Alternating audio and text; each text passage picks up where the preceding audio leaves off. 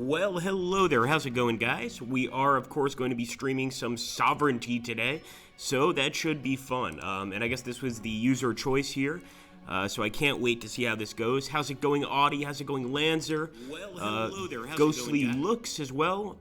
I think Ghostly Looks is fairly new. Good to see everybody. Alright guys, let's go ahead and jump right in.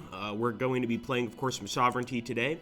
And for those of you that are new to Sovereignty itself, there are a number of different actual race selections on the map. We could play malodor. These are basically, this is basically sort of a merchant guild of sorts. It's human, it's neutral, and you can actually look up here for the alignment to sort of see if this is a good kingdom or an evil kingdom, etc. The Peruvian Empire is definitely a good starting point for a new player, and you also have to keep in mind the style that these empires use. So this one is diplomatic militaristic, so you're going to have to go for a diplomatic or military victory. But then we've got things like the Iron Barony. These are militaristic, aggressive, and basically they're orcs. They're extremely dangerous, and they like to just take over everything. For each of these areas, there's going to be a different set of circumstances that you need to win. And some areas obviously are harder than others, but quite fascinating. Like, for instance, Malodor here, I love this area. And basically, this is an extremely evil area where a bunch of dark wizards ran away to. And it's only just one region, so actually to win with this army is pretty tough stuff. Now I'm going to jump into one of these main factions. Let's take a look here. I hope that's coming from our actual broadcast. That's a little strange. Alright, so here we go. We're going to go ahead and I think we're going to select, I like Barony a lot. I might go ahead and select Barony, but we'll probably be jumping in between each faction. We're not going to just stick with one. We'll probably play a battle with one and jump to another, to be honest with you. So let's take a look over here. We could, of course, upgrade some provinces, which would increase our income just a bit. So I'm going to see if we can increase this one, but as you can see, it looks like we're going to need to trade for some stone, or we're going to need to find some stone within our province. So we've got, of course, an army counter here, and I think we want to go straight to war here with Eladon. I might try and build some units first. Let's see. Maybe get a garrison. That's really not much. I want to get actual infantry here. And some beer. So let's see if anyone's selling beer in the marketplace. There's none in the marketplace, and it usually takes a while for the marketplace actually to get stocked. It's not instantaneous at all, but obviously we want to go to a location that has beer, just to basically get into a battle, really. Hadragel is also a good place to head, but I think we're going to head to Eladon. Alright, so obviously before turn 3 we can't invade other players, we can't do anything like that, we really just have to wait. There's the end turn button, you can actually see a little moon go by, and as you can see, the Avarines are offering us, or I should say they're asking for some horses, and in exchange they'll give us a lump sum of gold. I'm going to reject that trade. I think our horses are worth more than that. Okay, Barony Resplendent became a great power. Interesting, okay.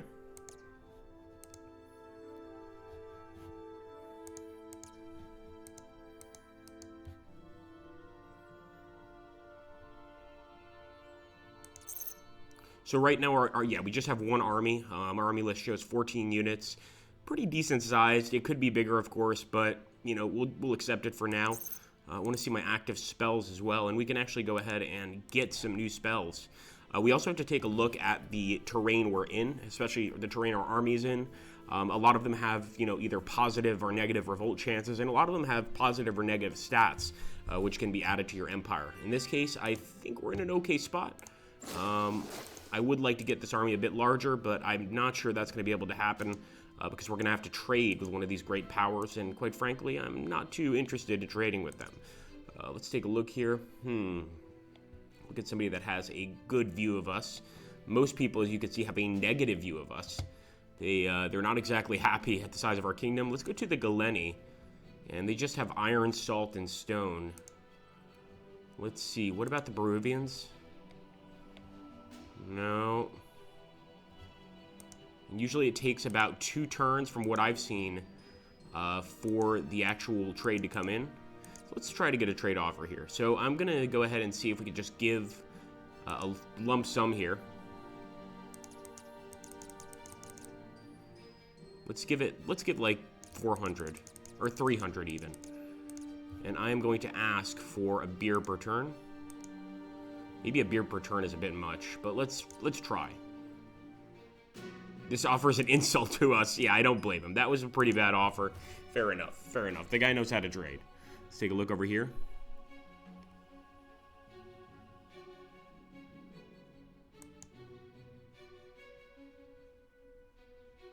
What are you guys talking about? This is interesting. Muso's away today, so the chat is a little bit stranger than usual. All right, let's jump in here.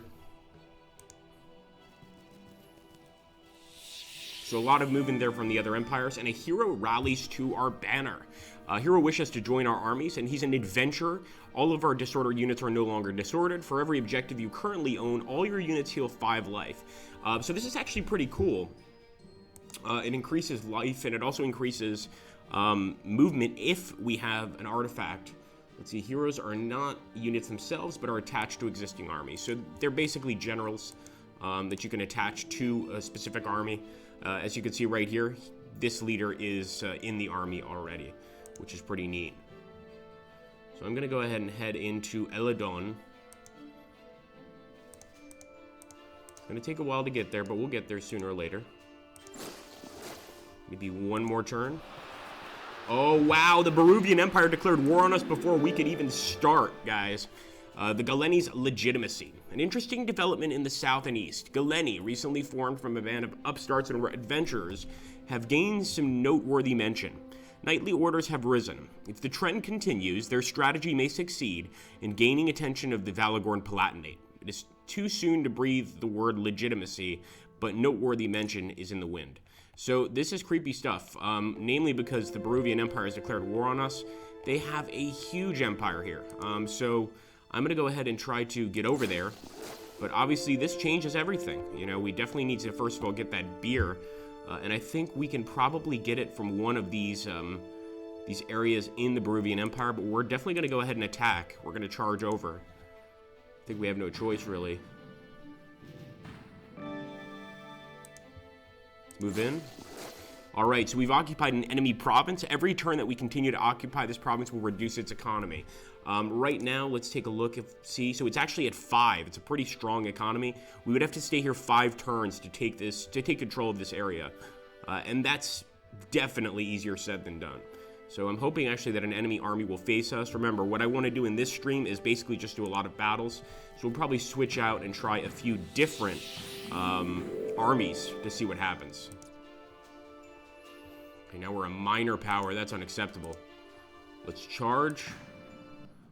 Okay, here we go, guys. So we've got some Baruvians we need to deal with. I'm going to go ahead and set up a tactical battle. Really like how it also zooms in here to this part of the map. And I think right now being on the side here is just fine. We do eventually want to move forward. We want to take those forts, of course. But for now, I can accept this. So let's go ahead and end our turn.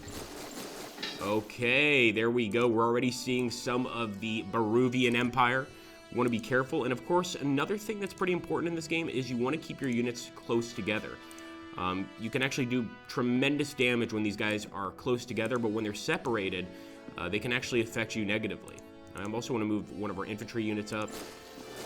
Or I should say, yeah, he's infantry, but he's more like a spearman. Let's go ahead and attack. Not bad. As you can see, we did a hit and run attack. And they've got some pretty good health. They definitely have more health than our regular duelists do.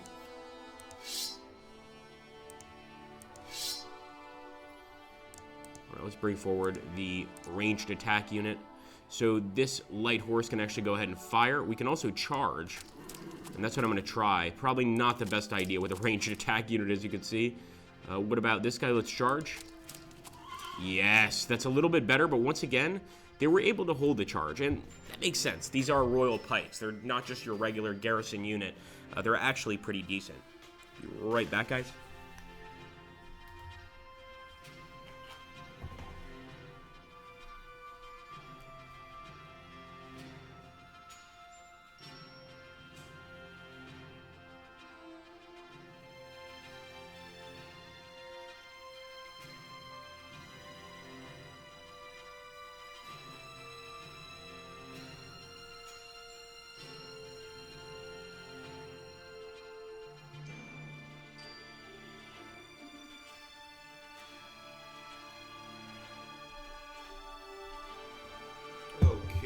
like some hot coffee to wake us up. Let's take a look here. You can also see the combat log, by the way, in the upper right-hand corner. Jump in here and see if anyone has any questions. It might be a 3. Wow, is my eyesight getting that bad? It might be an economy level 3. We'll take a look when we get out of this battle. Okay, here we go. And yeah, Cable Nexus makes a great point. The units are extremely diverse in this game. If you get into the lore of the game itself, there are so many different races. I think it's... I'm not going to give an exact estimate. I think it's over 20 for sure, and they're all quite different. You know, for instance, we are sort of a, I guess you could call us a group of knights that have separated from the larger Peruvian Empire to create barony, of course. But this is just one of many stories. We've also got, of course, the Knights of Malodor, or I should say the Wizards of Malodor, which are basically just evil wizards who just happen to, you know, become a staple in the game. They happen to become an important part of the game, and they only control one province, but they have incredible magical power. That's something that this particular race doesn't have as much of, which is magical power, but the magical power is going to be pretty amazing. The spells can affect not just armies, but also entire regions. So once you get into that part of the game, things get even more interesting. Let's see. It looks like our heavy cavalry can still attack, if I'm not mistaken, or at least move forward a bit. I'm going to actually get in behind the enemy, even though we should not be charging any of these royal pikes. Let's end the turn. So as you can see, we've got the shield wall because we're standing together, and so do they. So since they're all there together, they actually were able to form the shield wall. Let me take that town. So objectives are also important in the game. If time runs out and nobody's the victor, the person obviously with the most objective points is going to win. Yeah, we're going to have a lot of casualties here no matter what we do.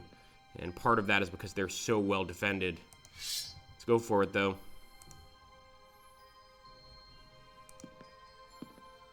Oh boy. These guys are just going to go ahead and open fire. Might be easier said than done to break these guys. As you can see, we would take a lot of casualties here. Here, we wouldn't take as many. And we'd also do some damage to the infantry. But here, for instance, we would take a significant amount. Taking a risk there just to try and break them.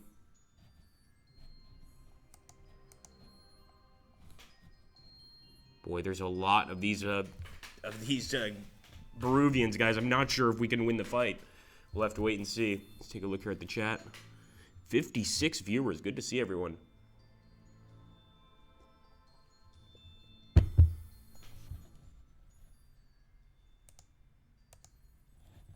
Okay, let's go. Come on, show them we mean business. Actually, I think we could do a lot of damage there, and as you can see, we did, and that's because this is just a regular Imperial garrison unit. Really not too tough. What about here? Pretty even, going back and forth.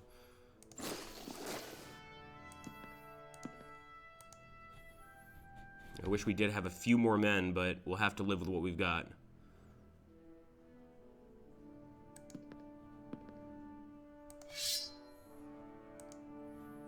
And all we can really do here is a hit and run attack. And there is no healing within the actual game itself, or I should say within the actual battle itself. If you have a unit that's damaged, like the Advanced Squadron here, you've got to live with that. You've just got to keep on going and hope for the best in the next battle you have. Definitely want to charge in here, if not just to damage the enemy a little bit. So I'm going to go ahead and charge in, and we will end the turn. Once again, another shield wall here.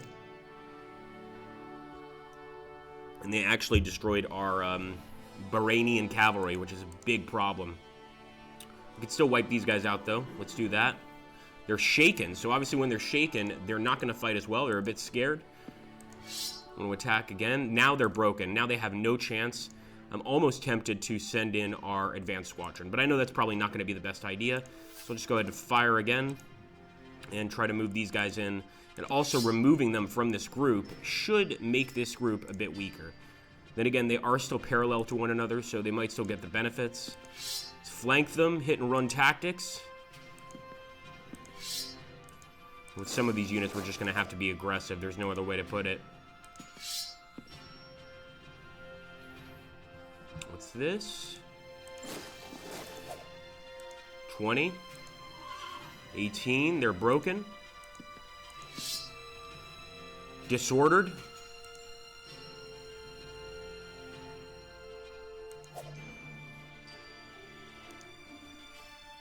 Okay, let's see. I think we're pretty good here. Let's end the turn. Obviously, if you want to run away, which sometimes is a pretty good option, you just hit the run button down here, which is retreat from battle. It's not always something to turn your nose up at. There we go. We finally broke that unit, but we still not totally dead. We're gonna run him down. He's still not totally dead. Let's finish him off. There we go. Took us long enough, man. Charging in here would be pretty nasty for our cavalry. As you can see there, 27 to 35 casualties. I don't want to do that to them. They're far too valuable. So let me send in these guys. Oh, my apologies. That was a bad send-in, as it were. All right, a hit and run, and I'm also going to fire my bow. I know we keep firing at that unit and not doing much damage, but even 1 damage over time builds up, and now I will charge. I think now it's safe to do that. Although things are still very close, and the enemy does seem like they outnumber us.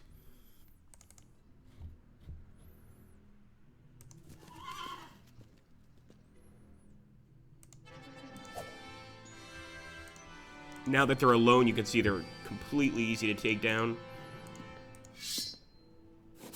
And there we go, another enemy unit down. As for the cavalry, I really don't think we should do much with these guys. Even charging these guys, we'd lose some cav. Let's do it. Even though I don't really think it's a good idea, we'll at least separate these guys so they don't get that shield wall bonus. And we will end the turn.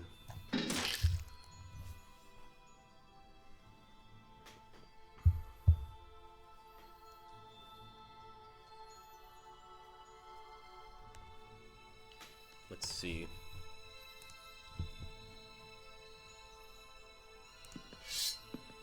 Completely finished them off there. And now, of course, it's just basically surrounding this guy like Caesar in the Senate and stabbing them little by little to death. Let's go for it. Send these guys in too. I don't want those knights to be badly damaged by the end of the battle. 26. The infantry did a great job there. As for the duelists, I'm not so sure. They seem to like to, get into a fight quickly and then run away as quickly as they can. Got a little charge bonus there, which helped us take that area out. And now, of course, we're still continuing north. The battle is not yet over. 50! Wow, that was a major, major attack. And, of course, we're going to keep on moving through, even though these guys are getting the bonus for sticking together. Now, one of the things in this game is a lot of the more advanced units, which we're probably not going to be able to take a look at during this stream, actually cost resources. So it's not so simple as just having enough gold. You need to actually have proper resources. And one of the ways to get those resources is to conquer a province with them. Of course, another way is to trade. But if you're playing as the orcs or one of the more evil factions, trading is almost not even an option. You need to basically conquer the land with lesser troops, as it were. There we go. We've got a shield wall too, but theirs is definitely a bit more stable.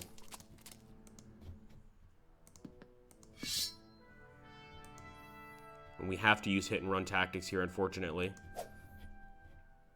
Nice, they're shaken. Move these guys back a bit. So as you can see, if we attacked here, we would do no casualties to the enemy pikes. It would be a complete failure. So we're just going to keep moving north.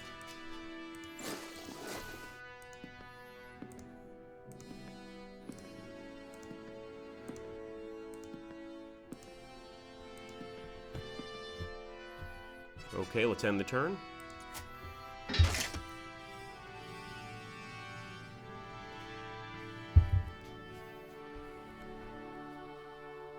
Let's take a look here at the chat. What kind of battle do you guys want to see next? Do you want us to play as an extremely evil empire or an extremely good empire? Elves? Let's see some ideas in the chat here. Orcs, elves, evil necromancers. Let's see what you guys would like to see. Or, of course, the undead. The undead are quite interesting.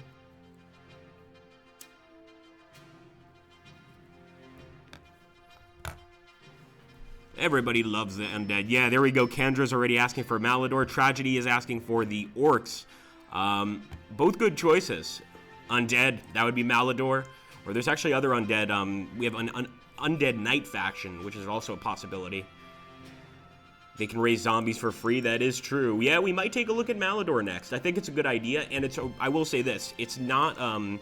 I don't even want to call it a kingdom because it's really not a kingdom. It's more of like a convention of evil mages. But basically, in Malodor, I would not recommend that for a starting player. It's really hard. You have to focus mainly on magic while also controlling a single province and trying to build your army. Now, yes, you do get an army of undead and some pretty terrifying nightmare creatures, but it's not necessarily all it's cracked up to be unless you know how to play the faction itself. Hit and run tactics here. Let's shatter these guys. We should be able to shatter them pretty soon. They're broken. We've disordered them. Caused some problems here, and I think we can run them down with our cavalry, and sure enough, it's exactly what we can do. Beautiful. We've still got a few men, but I think they're about to be beaten here in this province.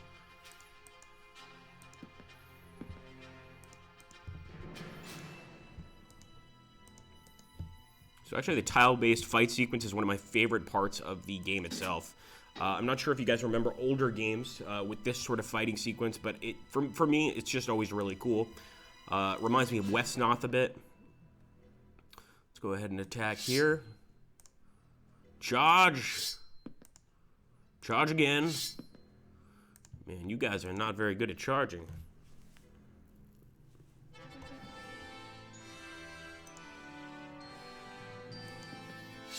Admittedly, that's not really the kind of empire we are. We are not like the orcs, which excel at charging techniques. You know, we're really supposed to just get into a fair fight, essentially.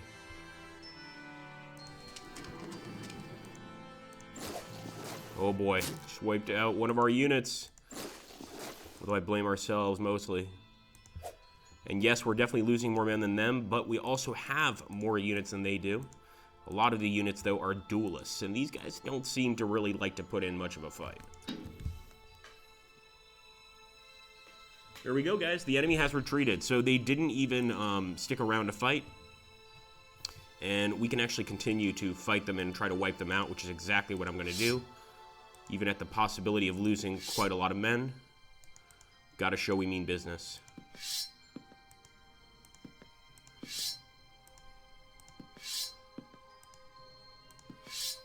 We're just cutting them down little by little. But I think, as you can see, our infantry will finally be able to really wrap this up. And the cavalry. Good work, cavalry.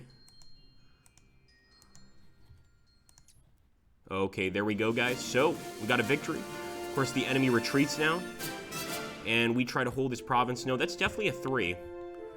I'm sorry, my mouse is really acting funny today.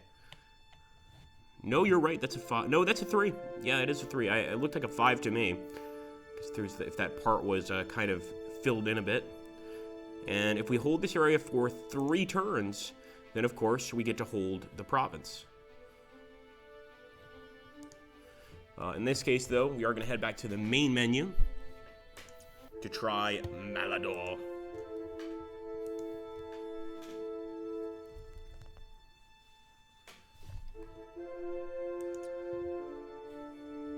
So we actually have a few choices. We've got Malodor. These are, of course, the evil human race. And if you look at all these campaigns, it's another great thing about the game. You could actually do the story-based campaign for Malodor, or you could just do basic conquest, where you need to try to take as many provinces as possible. Last man standing, of course, is all about, well, the last faction standing, basically. In this case, we are going to stick with Age of the Worm. A century ago, we were Baruvian. We conducted our rituals in secret. Our martyrs fell so that in exile we could establish Malodor and practice in the open. And while the self-indulgent Baruvian nobles congratulated themselves, we gathered our strength. Soon our vengeance will be complete. We will return to Goldenspire at the head of a deathless legion. So the whole point of Malodor here is to annex the province of Goldenspire. Now I said that Malodor only had one area, but it seems that they actually have two provinces, which is still not very good. This is our army. It's not a very big one, but it's got some very strong units. As you can see, we have our own sort of evil Templars called Justicars. We also have tower harpies. We have the worm. The worm is amazing, but I'm pretty sure it only works in our territory.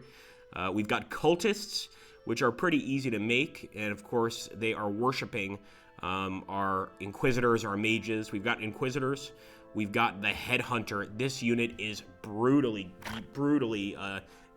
effective, and I think you can tell just by the way it looks. It's got shackles. So any enemy unit retreating as a result of the damage from this unit is instead captured and becomes one of our prisoners. That's right. We actually get to take prisoners as malodor. And in this particular land, you can see here in Netherwell, you can see what it looks like, and Sallow Coil. You don't want to be caught out here late at night. You could potentially become somebody's unwilling slave. Now we'll take a look here at the different units that Malodor has. As you can see, for so many of these units, we need resources. And in the case of Malodor, I think we probably can trade because they are considered to have some wealth, some resource wealth. That being said, I'm thinking that attacking and taking over areas is probably more our style. And of course, we've got the worm here. We've also got a siege tower, but we're not going to worry about the siege tower right now. I will, however, get a cultist into the training queue. So let's go ahead and do that. And we'll add them to our main army, of course, once they're built. Let's end the turn.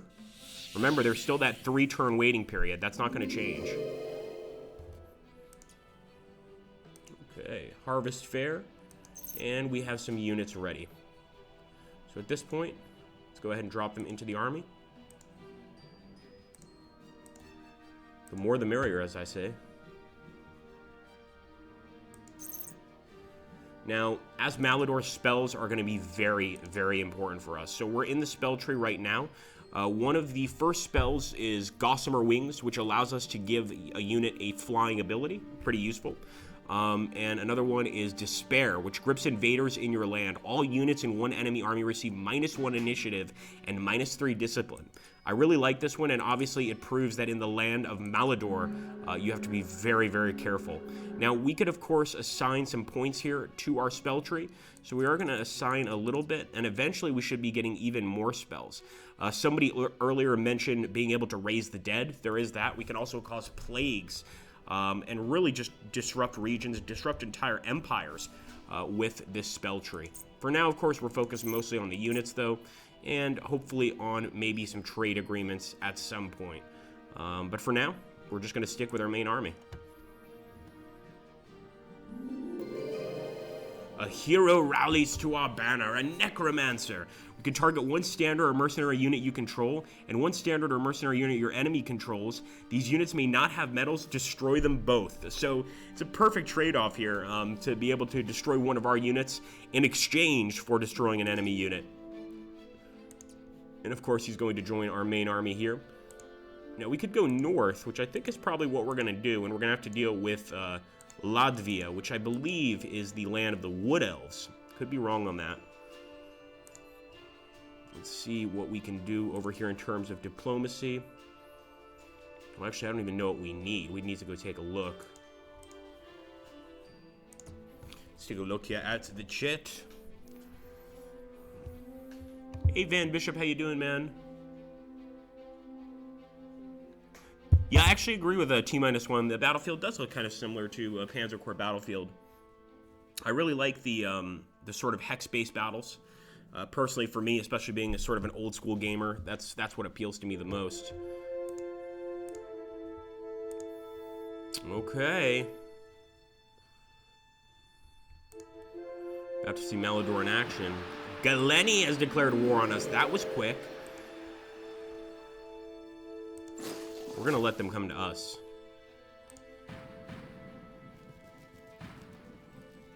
An interesting development. Galeni recently formed a band of upstarts and adventurers, has gained some noteworthy mention. Knightly orders, yeah, we've seen this before. So now, of course, Galeni is trying to increase their legitimacy. Well, let's go. Now, as I said before, yeah, I don't think we can bring the worm with us. I think the worm stays behind, and so does the Inquisitor, which is really unfortunate. Oh, wait a minute. Maybe they do come along.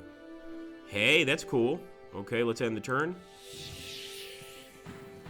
Let's hope that those Galeni are going to face us.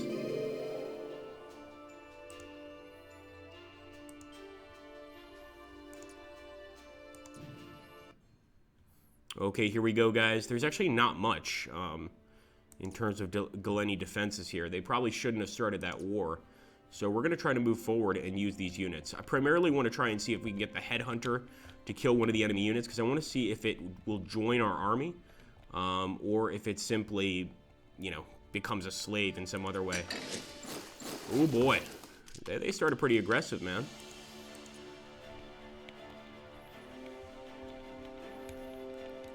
We'll get there eventually with a mouse. Come on, mouse. There you go. Good job. Okay, so with the headhunter, first let's try to weaken this unit. We've got our cultists. Let's see how the cultists do in battle. So actually pretty surprising, pretty good. Of course, we do have to consider that we're facing footmen, so they're not going to be very strong.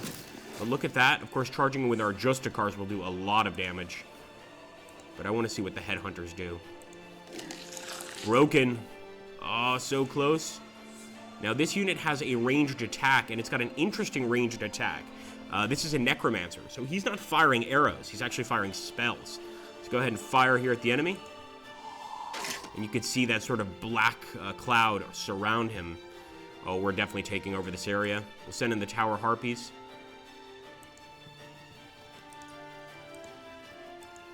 As well as the cultists. And we've got, of course, the Sallow Coil Thugi. Does anybody know what a Thugi is? Not a thug, but a Thugi. For those of you that don't know, they were, in Hinduism, they were the worshippers of Kali, which is I believe, the goddess of death. You know, back in many, you know, I would say hundreds of years ago, the Thugis could actually kill one another or murder others, sort of an assassin sect, if you will. So I really like that they chose that name. Pretty fascinating decision. Let's keep on moving. And what's this? A baggage train. I want to capture that baggage train. I'm going to leave this particular building behind because we don't have any actual... Well, I was going to say we don't have any siege engines that can take it, but we could fire at it and, you know, heavily damage it. But we're also going to damage our own troops. So I think it might not even be worth it. It might just be better to move on through and get to the enemy units as soon as possible.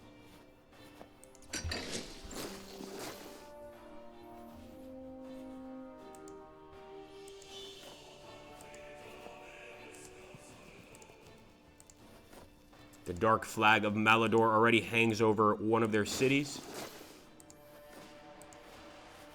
And of course, just imagine having an army of those headhunter units and those Justicar units. Like I said, if you can make Malodor work for you, it can be one of the strongest factions in the game. But, you know, you really have to make sure it works for you. It's a tough faction to play as. There's no doubt about that. Although very rewarding, especially when you manage to win a battle.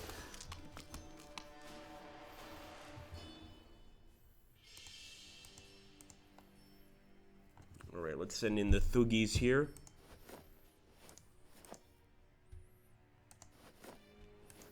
Don't run, we just wish to speak to you. Peacefully, of course. No, we really just want to kill them all. Or better yet, enslave them. Let's take a look here at the chat.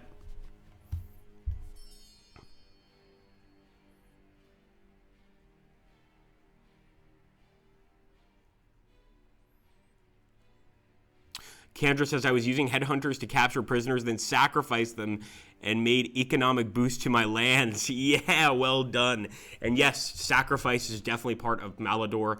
I think there's a few other kingdoms, one of them Undead Knights. I forget what the name of their kingdom is, but they also have that sacrificial aspect.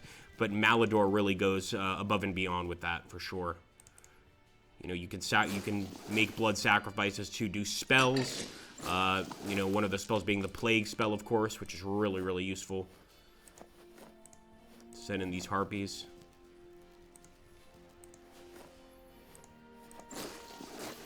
$46 gold as well for taking that city. Not that we really need gold, we need resources.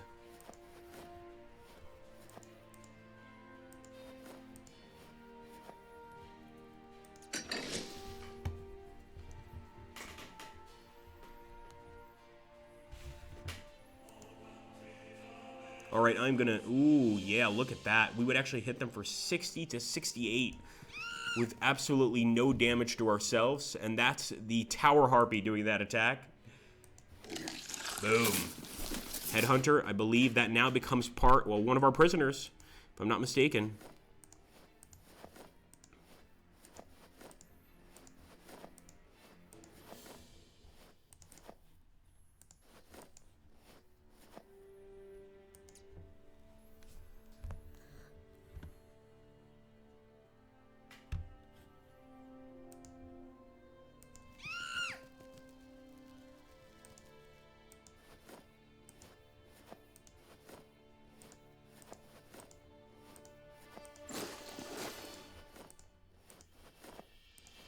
Let's go ahead and attack with the headhunters as well.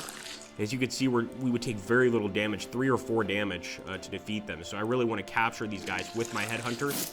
And I believe they now become our prisoner. Yes, glory. Let's jump back into the magic tab, see if we can do anything else here. Now this is going to take a while, as you can see, to build up. Then we'll get to level 2, level 3, etc. Each of these levels being significantly more and more powerful.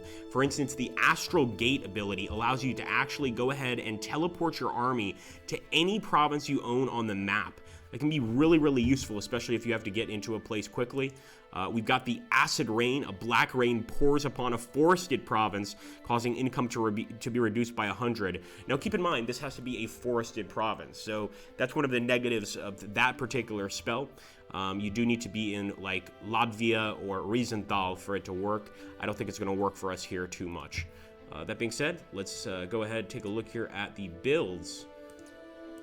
And we're going to have to wait a bit before we can get some more troops. But look at this, for instance. The Crow Hag, extremely useful. And all we need to get her is some salt. So I might try trading for some salt. But again, you don't always know what you're going to get. And especially here in the initial stages of the game, there's really not much at the market. So that's one thing to keep in mind. It takes some time for the market to actually begin to grow. You know, as other factions sell things, etc., then you can start going to the market. In this case, I want to end the turn and see if we could take that province. Ooh, they're coming back for more. Well, we'll go ahead and auto-resolve this one, because that's going to be an easy win. And you guys can see how the auto-battle system works. So anytime you, of course, have, like, a really quick battle, you can always use this system. When you just know you're going to win. Personally, I just want to see if we can take over this province.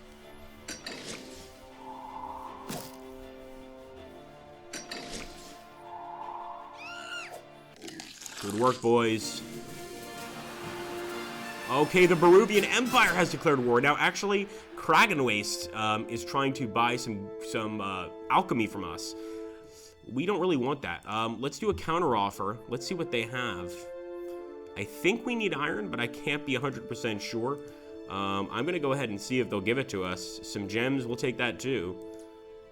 Okay, it has been rejected. It's an insult to us. Not surprised. A powerful lord, a leader with the potential for greatness, has arisen in Averine. Under the influence of this new leader, Avarine's economy is flourishing and their military power has grown. Expect them to be a formidable enemy or a potent ally in the coming months. Okay, fair enough. We do want to be careful. Let's go ahead and assign our cultists. Oh, that's right. Since we're not at home, we need to assign our cultists over here and move them into this area over time. So we're down to 5. Ooh, we have a unit waiting to be promoted, guys. So this is really cool. One of our raiders, because of the fact that he's performed incredibly well in battle, we can actually give him, one of our headhunters, we can give him the Raider bonus, which gives +3 attack, +3 discipline, +3 initiative, or we can make him a Dark Dweller, may move in Old Forest or Swamp as if it were plain. So it basically means it ignores any movement penalties in those areas, and it also ignores any combat penalties in those areas. You would assume that a headhunter would spend a lot of time in dark forests, dark swamps, etc., chasing his or her prey. In this case, I'm going to take the Raider bonus. I think it's much better. And we're just going to keep on trying to take this area from the enemy. Ooh, here we go, another battle, and this time they've actually brought some shock troops. So you know what? I'm going to go ahead and jump in for a tactical fight. Why not? Let's do it. As you can see, our units are still pretty badly wounded. And I'm going to try to put these guys in a somewhat better position. We didn't bother to heal them, and that's primarily because we're trying to take this region. That's our main focus. But I will move them all up here to the front. The Battle of Dreska. Now, keep in mind, guys, also, if you're not huge into, military combat or that sort of thing, you can also win the game, with some, depending on the faction, of course, but some factions are focused entirely on making gold. For instance, there's a dwarven faction that are entirely miners. Their whole job is just to try to make as much profit as they can from mining. There's one seafaring faction that, one of them are pirates. The other seafaring faction are sort of like traders and explorers. And it's, it's one of many ways to, of course, win the game. Now, as you can see, since the guys are right there on those river tiles, in this case, I'm going to call these swamp tiles the Willow Flow. We're going to try to attack them immediately if we can. I don't think we're close enough, but as you guys could probably imagine, being on a swamp makes it a lot easier for us to target them. They're in a terrible position, essentially. So, they're kind of stuck there in the swamp. They don't know what to do. This is a very good time to attack, of course. And we still have our blood ritual skill, so we could actually target one of our units, one of theirs, and totally get rid of it. I'm going to try it right now. So let me go ahead and target one of my cultists. This might not work. Oh, look at that, it did work! We managed to get rid of their knights by sacrificing one of our cultists. That's amazing. So we basically used one of our crappy units to get rid of one of their most powerful units and just completely wiped them off the map. That is the power of Malodor. Be prepared to sacrifice, but you will be gaining great rewards for your sacrifice. As you can see, they are totally disordered here. Some of them have actually retreated to the other part of the river, which is a good idea. They are not safe here. Send in the Thuggies as well. And the enemy's actually poisoned by the Thuggies. Put them in shackles. And we've got some more prisoners to sacrifice to our dark lords, of course.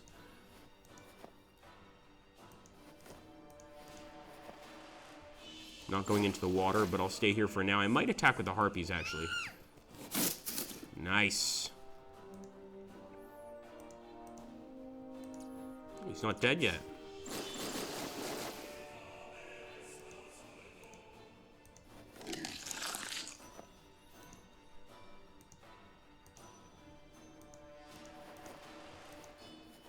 Wanted to see if we can get the Thuggies in. I don't think we can. But we can charge this unit, which is probably going to be even better. And it's also showing them that we can get behind their lines. So as you can see, since we went into the water, that unit became disordered. Got to be very aware of the terrain penalties in this game. And in some cases, like earlier when we had that bonus, you can actually be in terrain that's usually really bad for you, but because of the bonus that you have with that particular unit, it's not going to affect you, and you can use that to further your victories. Let's go ahead and attack these bowmen here. We've poisoned them. So the ability the Thuggi has there is the ability to poison the enemy, which is definitely very useful. And there we go. He's disordered. He's poisoned. He's losing health. I want to try to take this guy down with our headhunters, because I'd love some prisoners. Oh, just barely. We almost got him. But we'll have the cultists finish them off. Now, our men are disordered, but I think we have no choice. We've got to cross the water here.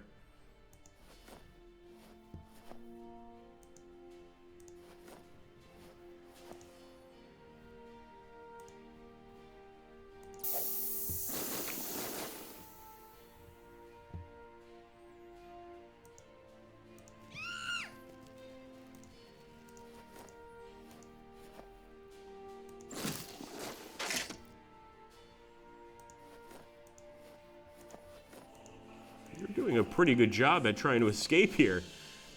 It's a little frustrating. Of course, that poison is still working its magic. Let's charge.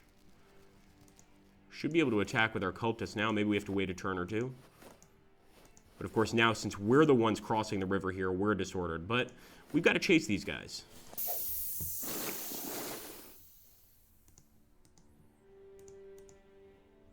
All right, I'm going to try to poison that unit. Moving with the cultists.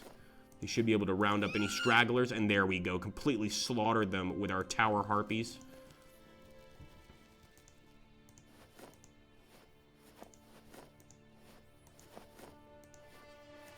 Surprised they haven't surrendered already.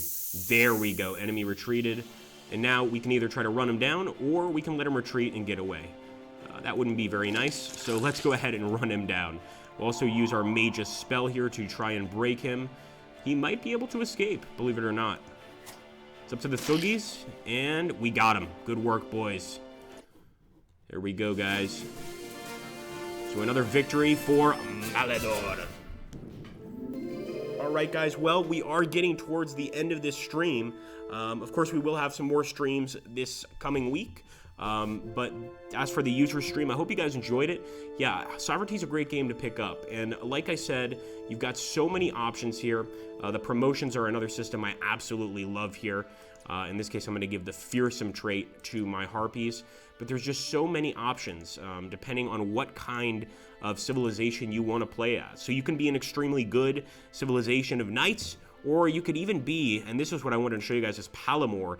This is actually controlled by undead knights, maybe even more evil than Malodor. And in fact, Palomor and Malodor have some missions where they actually work together.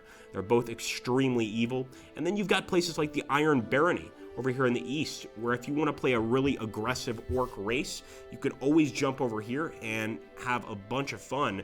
And believe me, the amount of armies here is huge. As you can see, just by looking, 1, 2, 3, 4, 5, 6 armies just in the first 4 turns, or 5 turns, I should say, in that region. So with the Iron Barony, the whole point of the game is just to charge out and try and take as many areas as you can. So there's a lot of options, like I said, in this game. Of course, it is made by the Lord Studios. You guys should be pretty familiar with them by now. I would recommend taking a look at the tutorial. And funny enough, if you go to the Slytherin YouTube channel, I believe there's a tutorial that I did for the game a while back that you could also take a look at. Anyway, guys, I want to thank you so much for stopping by. Thank you for choosing Sovereignty Crown of Kings. And I hope to see you on Monday and next Friday for another user stream. Down below, I'll drop my channel. Love you guys to stop by, subscribe. We do a lot of strategy games over there, and I'd love you guys to be part of the family. I know some of you already are, so in your case, don't worry about it. Thank you so much, guys. Take care, and have an awesome, awesome day.